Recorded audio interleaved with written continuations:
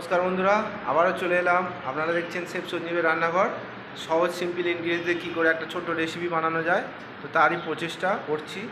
তো আজকে রেসিপি হলো উত্তাপামের মতনই দেখতে, কিন্তু একদম প্রপারলি উত্তাপাম আমি বলতে পারবো না, কিন্তু খুবই সুন্দর সুস্বাদু খেতে। আপনারা চেষ্টা করতে পারেন, আর যদি কেউ এর নামটা জানেন তো একবার বলতে পারেন, আর আশা করি খুবই ভালো লাগবে। এই রেসিপিটার জন্য গুলে নিতে হবে একটু ময়দা, অ্যারারুট আর সাথে একটা ডিম। বেশি জল দিতে যাবেন না, মিডিয়াম জল দেবেন। ডিমটা ফাটিয়ে দিয়ে খুব সুন্দর করে ফেটিয়ে নেবেন, একটা ব্যাটার তৈরি হবে।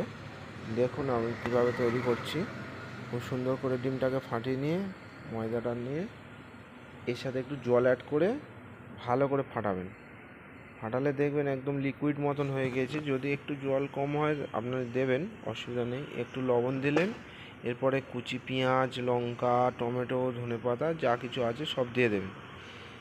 সব দিয়ে ভালো করে একটু নাড়িয়ে নেবেন। নাড়িয়ে নেওয়ার পরে দেখুন একটা সুন্দর একটা ব্যাটার তৈরি হবে।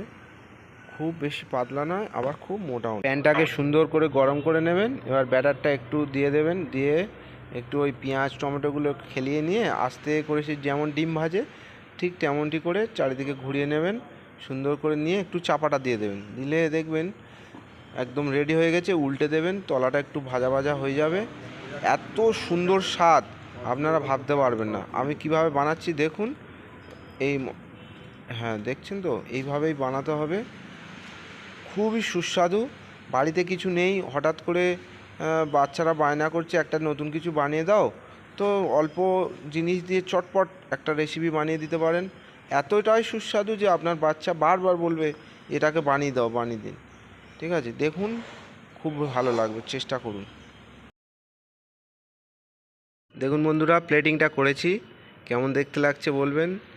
আশা করি ভালোই লাগছে। খুবই সুস্বাদু সুন্দর রেসিপি, চেষ্টা করুন।